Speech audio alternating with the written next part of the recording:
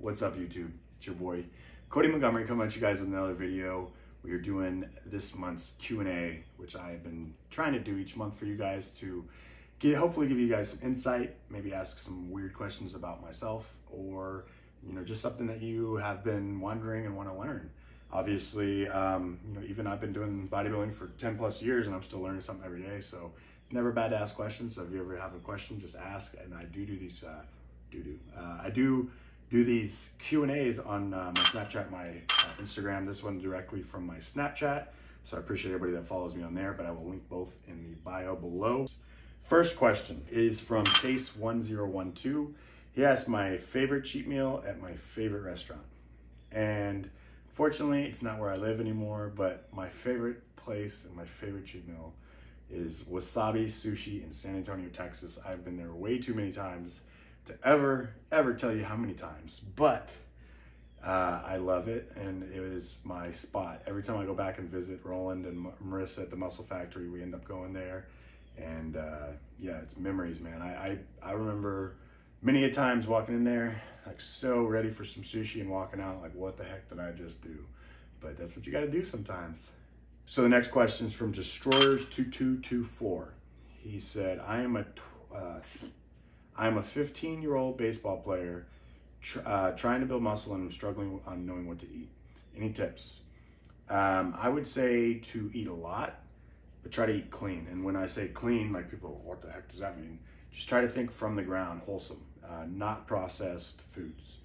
Obviously, some here and there isn't going to be that bad for you, but as a base, your diet should be, that potatoes, oats, rice, things that, aren't that changed from the original state.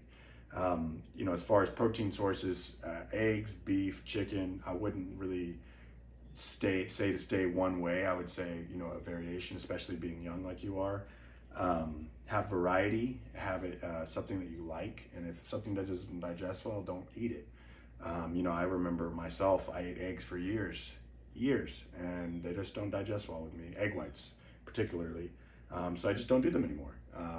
But you gotta kind of, obviously being young, just eat and see what works for you. And I would definitely say don't be afraid to eat a lot, because at that age it's really hard to put on fat. So at least it was for myself. That's speaking from an endo. Next question is from Elias Guten. He said, when did you start going pro in bodybuilding? And so for anybody that is watching this video that maybe is like, who the heck is Cody? I'll give you just a brief summary of how I came up in bodybuilding, how I got my pro card.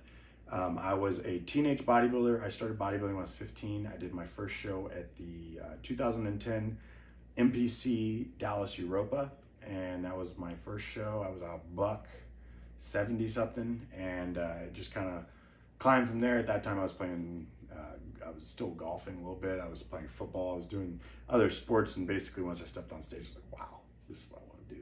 So I stopped everything and basically just started focusing on bodybuilding. I did one more local show, and then I did the Teenage Nationals 2012, 13, and 14. I won all 3 of those years, the Teenage National title, and then I also won the Collegiate Nationals that last year in 2014. And then at that point, I went on into the USA's the next year, which was 2015. I was 20, and I won the NPC USA's, and that's what turned me pro, ultimately into the IFBB Pro League. And basically, I was, still, bodybuilding was a huge part of my life then, but I was still a student, and that's basically when I went full-time bodybuilder mode, and really haven't looked back. I still am pursuing some classes online here and there, but this is pretty much what I'm doing full-time. Next question is from TanMan1025. He said, how do you keep your motivation? I let myself get lazy, and I lost all my tone, and I got a belly on me now. Hardest part is getting started. I think it's easy to kind of fall out of a routine, especially with everything going on. But the hardest part is to kind of get back into it. And not only that, but feel confident and good about it. But I would say, you really, yes, you need to be motivated, but on the days that you aren't motivated, just think of like you're a machine. There's days that I wake up and I don't want to do shit.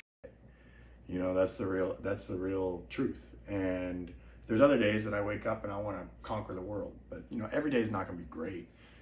So you kind of like, yes, motivation you got to go off of, but it's almost like I'm going to do this, and no matter whether I want to or not. If you get in that kind of mode, obviously you can't be like that 24/7, or at least I can't.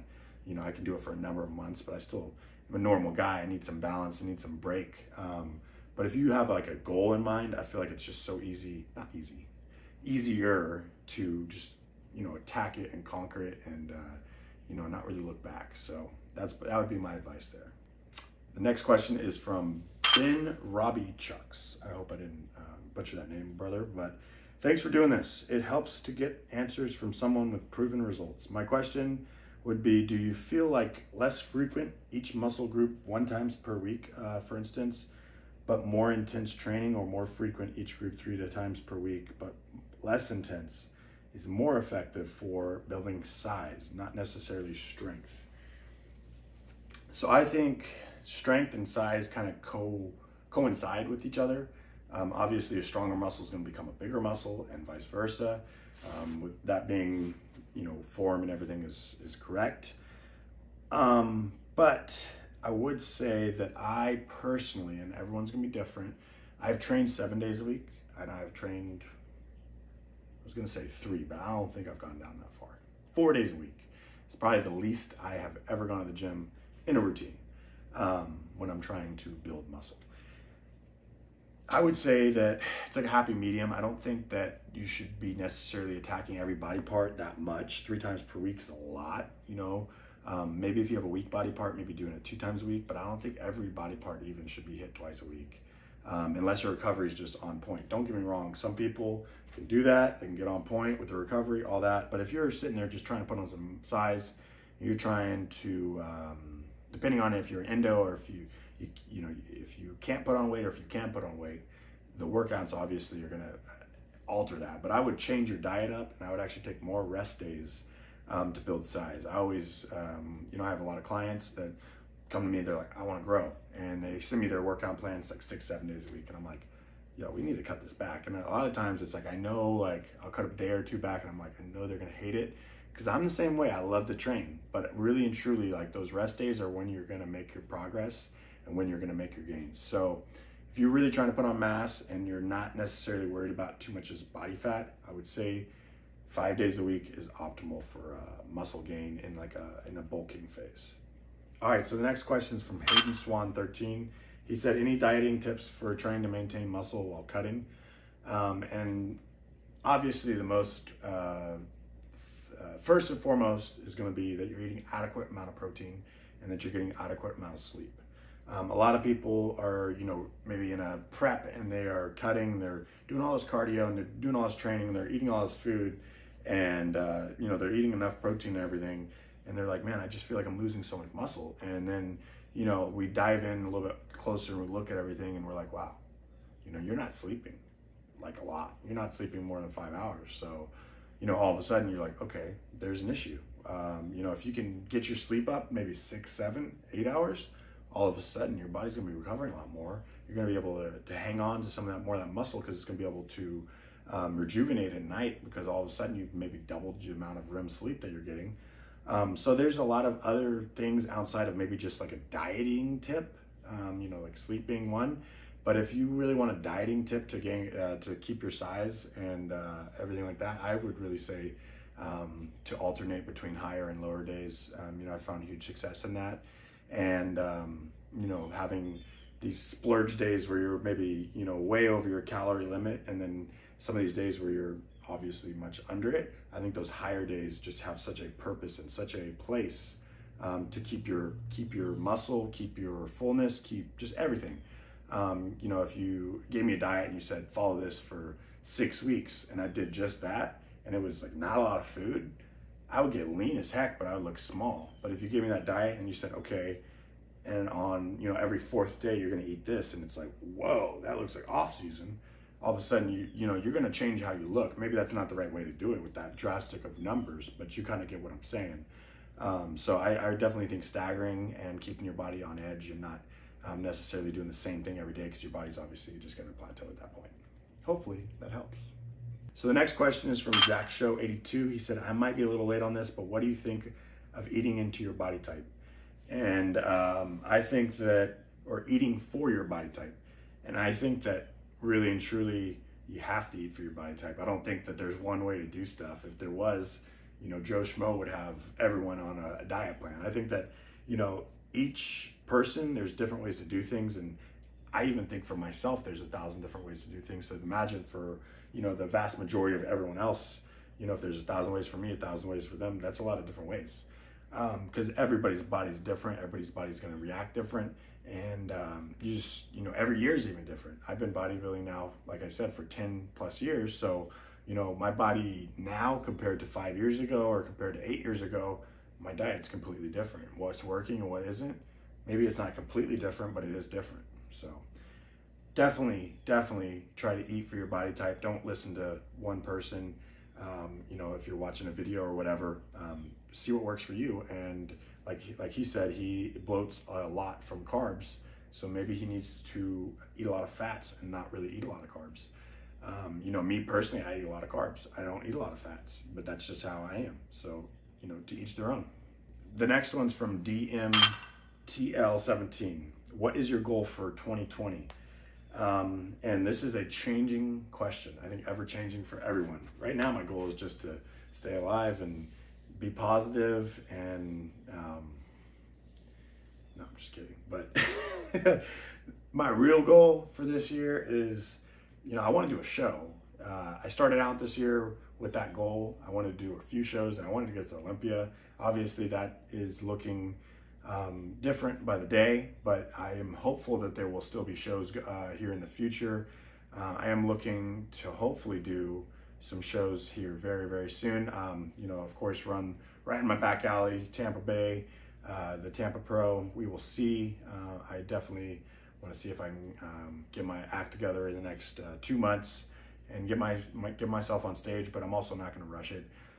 Because I know that there will be other shows if that one goes on. So we'll see. My goal for 2020 was to get to Olympia, but you know, like everyone, this has been a crazy year, and I'm just trying to stay positive and stay hopeful. And you know, if I get myself on stage this year, I think that in and itself is an accomplishment with everything that you know, everyone's been facing across you know, not even the United States, but the entire world. Next question is from Connor Harvey. He said, just lost 80 pounds and leaning out. Always been fat. What is the best way to reshape my chest and ditch the man boobs? Connor, first and foremost, congratulations, brother. That is a big weight loss. That is awesome.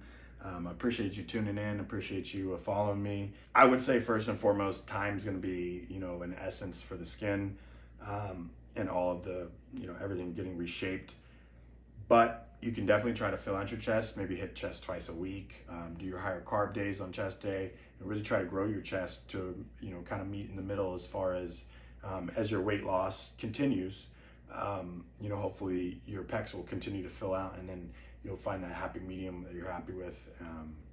Hopefully that helps, man. I know that, you know, I had gyno surgery a few years ago, and that isn't a super uncommon thing.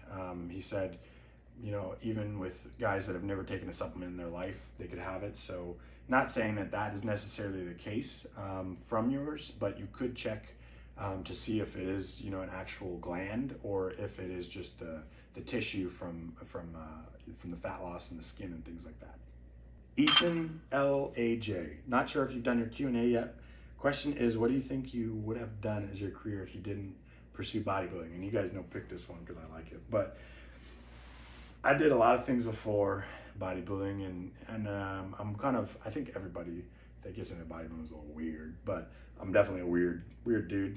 I wanted to be a chef at some point. I was going to go to culinary school. I was looking into that.